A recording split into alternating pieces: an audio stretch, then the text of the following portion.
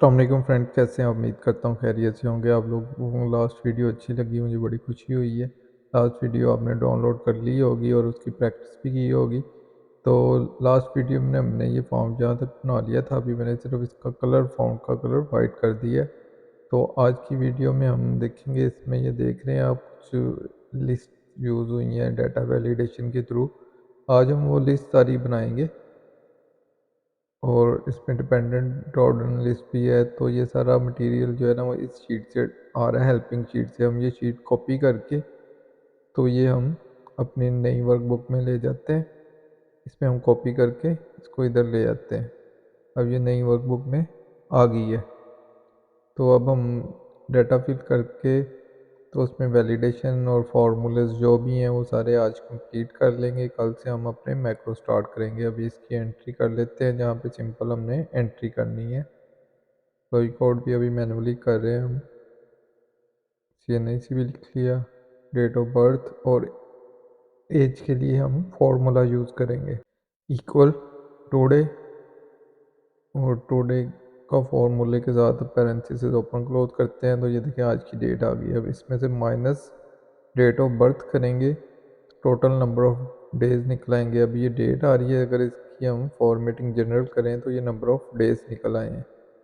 अब number of days को अगर हम डिवाइड कर दें 365 से, इसको पैरेंथेसिस के अंदर लिखकर डिवाइडेड बाय 365, तो नंबर ऑफ ईयर्स निकल आएंगे।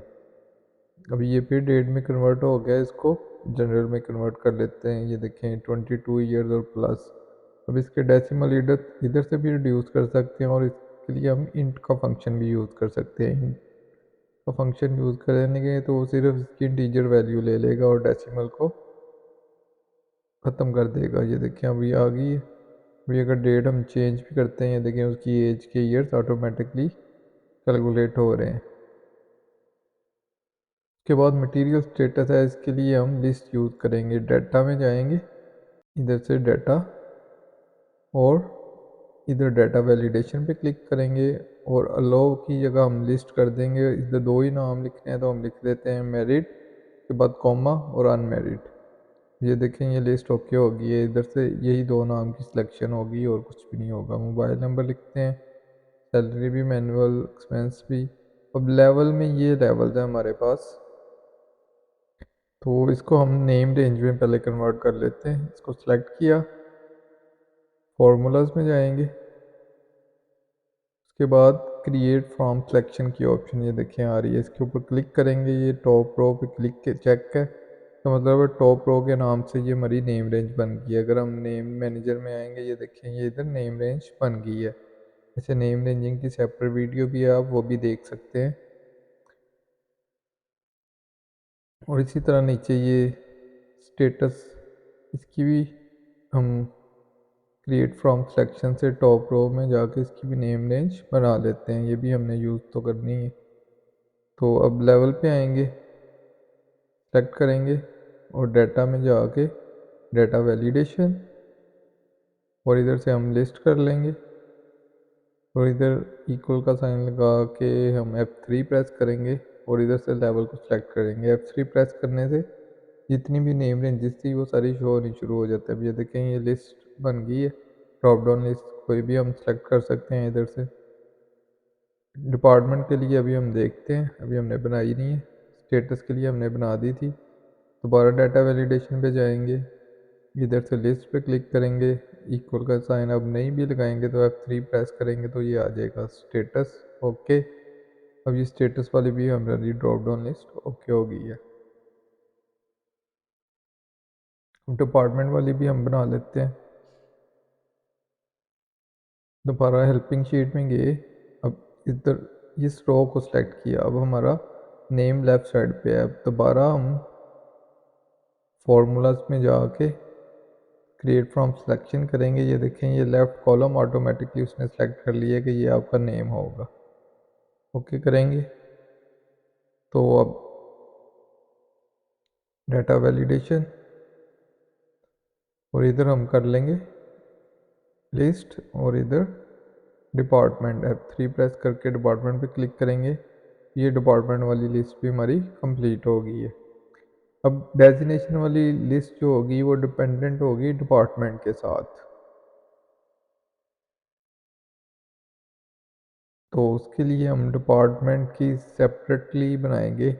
अगर इनको इकट्ठा भी बना सकते हैं लेकिन उसमें एम्प्टी सेल भी आ जाएंगे क्योंकि सेल्स में ज़्यादा लोग हैं, ज़्यादा डेजिनेशन है, इसलिए इनको सेपरेटली बनाएंगे। या फिर इसके लिए ऑफसेट का फंक्शन होता है, वो भी हमने सीखा नहीं। अभी इसको क्रिएट फ्रॉम सेक्शन करके सेपरेटली हम, ये अभी फाइनेंस की बन गई है, ऐसे ही सेल्स की, RD, quality, IT, HR, purchase, accounts, security, admin, ये सारी लिस्ट अब हमारी कंप्लीट होगी। अब हम डिपार्टमेंट वाले सेल पे आएंगे, जहाँ टेक्स्ट बॉक्स पे डाटा पे आएंगे, इधर से डाटा वैलिडेशन और इधर से लिस्ट के ऊपर क्लिक करेंगे। तो इधर हम फॉर्मूला यूज़ करेंगे, इक्वल इफ़ का फॉर्मूला यूज़ करेंगे, सिंपल इफ़। अब ये वाला cell not equal to empty, then इधर हम इनडायरेक्ट का फंक्शन यूज़ करेंगे, इनडायरेक्ट, और इसी को क्लिक कर देंगे कि इसी के नाम की हमारी नेम रेंज बनी हुई है, और एल्स एम्प्टी हो जाए। इफ़ का फंक्शन है, बहुत ही ईजी है, साथ इनडायरेक्ट यूज़ किया हुआ है, वो लिस्ट में भी आपको मिल जाएगा, प्ले लिस्ट में भी इफ़ का फंक्शन। अगर आपको नहीं पता तो सिंपल सा फार्मूला है। अब ये देखें, ये फाइनेंस के डेजिनेशन शो हो रहे हैं सारे।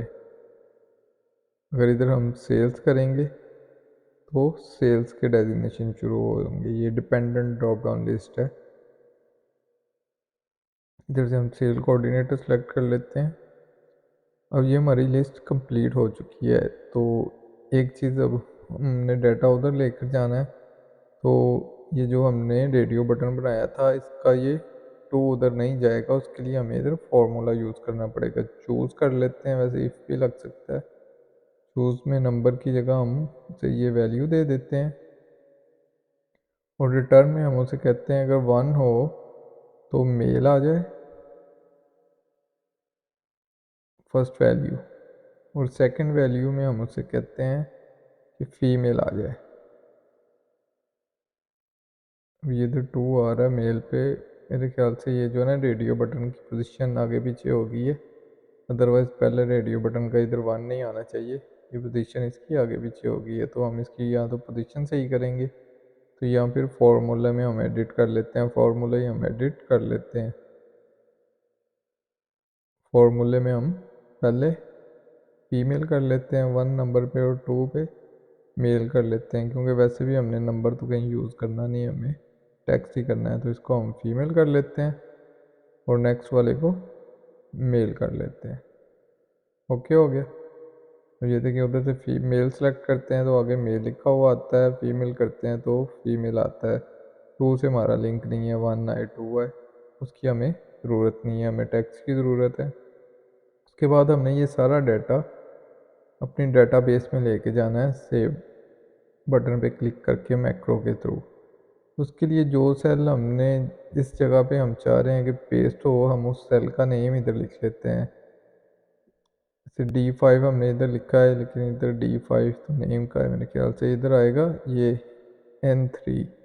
एम्प्लॉय कोड हम कह रहे हैं कि इस कॉलम में आए, और उसके बाद D5 नेम इधर आ जाए, उसके बाद DH5, उसके बाद ये जहाँ पे हमने मेल का फार्मूला लगाया R5। इसी तरह जो भी सेल हमने उधर से इधर लेकर आना है ना, उस सेल का हमने इधर नेम लिख देना है, सिंपल, बस कि ये वाली सेल की वैल्यू इस कॉलम में आनी चाहिए। इधर हम इमेज का पाथ भी निकालेंगे, वो भी हम इधर लिख लेंगे, हम उधर भी करेंगे। अब इसकी फॉर्मेटिंग कर लेते हैं थोड़ी सी, इसको कॉलम्स के साथ मैच कर लेते हैं। तो ये थी गाइस आज की वीडियो, ये ऑलमोस्ट कंप्लीट हो गया हमारा। कल से हम मैक्रो देखेंगे कि मैक्रो के थ्रू कैसे इनको ऑटोमेट करना है। तो मिलते हैं नेक्स्ट वीडियो में, तब तक के लिए अपना ख्याल रखिएगा, और प्लीज़ लाइक और कमेंट ज़रूर कीजिएगा अगर कोई क्वेश्चन हो। थैंक यू, अल्लाह हाफिज़।